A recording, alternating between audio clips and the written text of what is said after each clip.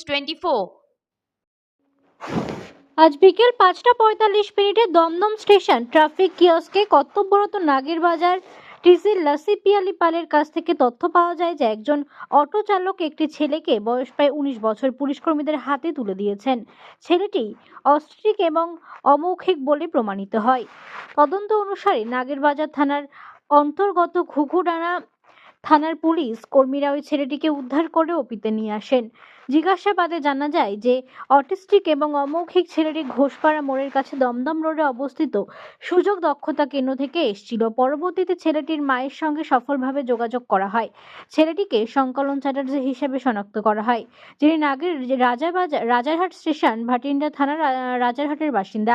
নথিপত্র যথাযথ যাচাইয়ের পর টিআই নাগেরবাজার টিসি এবং লাসি পিয়ালি পালের উপস্থিতিতে ছেলেটিকে নিরাপদে তার মায়ের কাছে পাঠানো হয়।